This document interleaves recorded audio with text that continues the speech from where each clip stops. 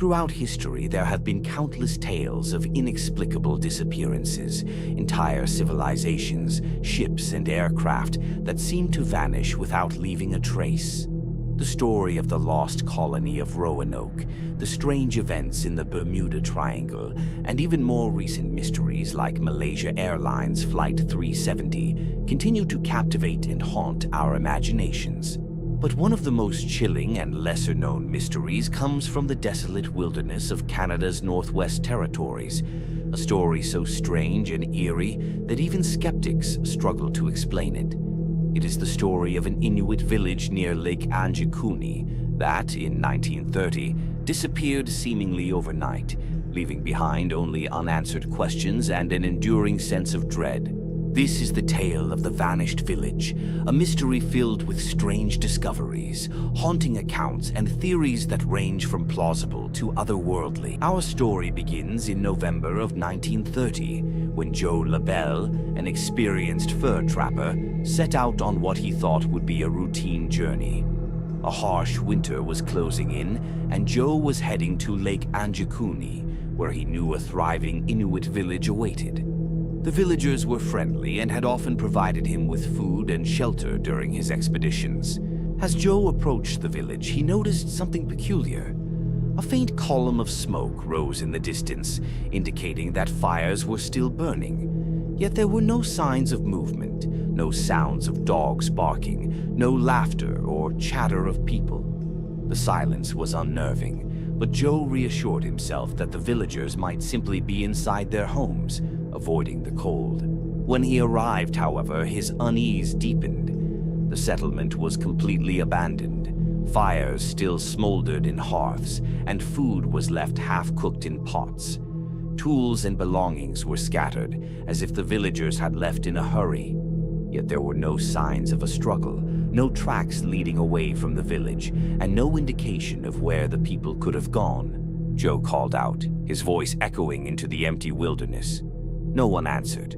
As Joe explored further, the mystery only grew darker. On the outskirts of the village, he found a chilling scene. An entire pack of sled dogs had been left behind. The animals, loyal and vital to survival in such harsh conditions, had starved to death, their frozen bodies lying in the snow. This discovery was baffling. The Inuit were known for their deep connection to their dogs, which were considered family and essential for hunting and transportation. Why would the villagers abandon them? Even more unsettling was the state of the village burial ground. Several graves had been disturbed, their contents missing. The ground was undisturbed, as if the bodies had vanished without any physical digging or disturbance. This left Joe with a feeling of dread he couldn't shake.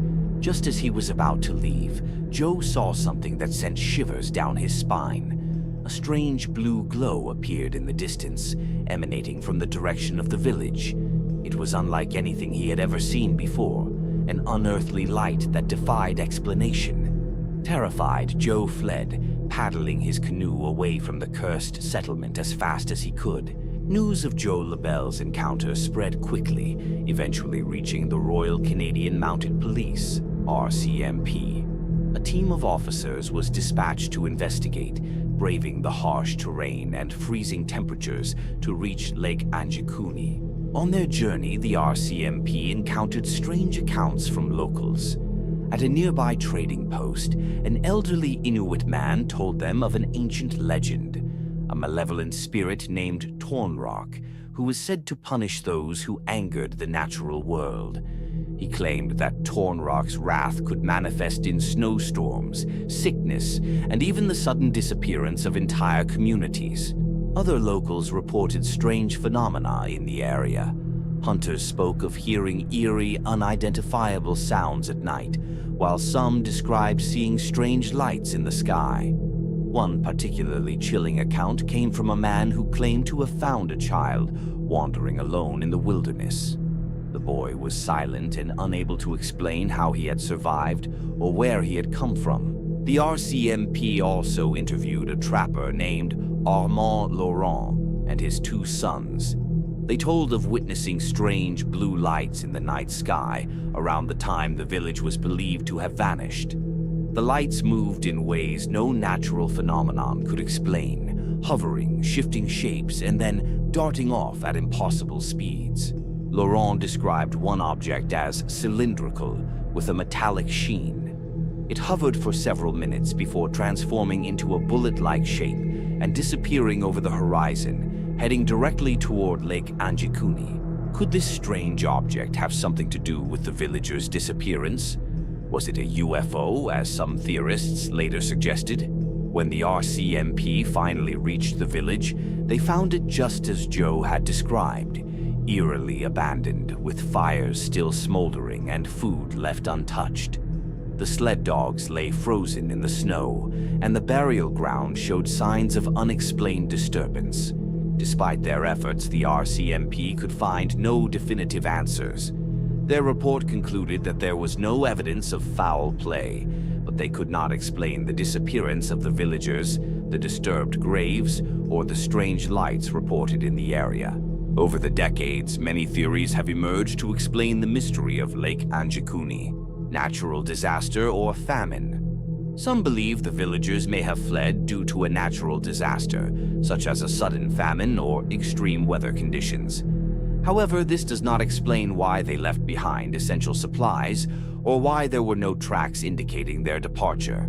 Alien abduction. Others point to the strange lights in the sky as evidence of extraterrestrial involvement. Could a UFO have visited the village, taking its inhabitants away? Supernatural forces? Inuit folklore offers another possibility. According to legend, Torn Rock and other spirits can exact vengeance on those who disrespect the natural world. Was the village cursed or swept away by supernatural forces? A hoax or misunderstanding? Skeptics argue that the story may have been exaggerated or even fabricated. Some suggest that the village was a temporary settlement and that its inhabitants simply moved on. The story of the vanished village of Lake Anjikuni remains one of the most haunting mysteries in Canadian history. Decades have passed, but the questions linger. What truly happened to the villagers? Was it a natural event, an act of human cruelty, or something beyond our understanding? As we explore the world's great mysteries, stories like this remind us of how much remains unknown and how little we truly understand about the forces that shape our world. What do you think happened to the Inuit village? Let us know your thoughts in the comments below.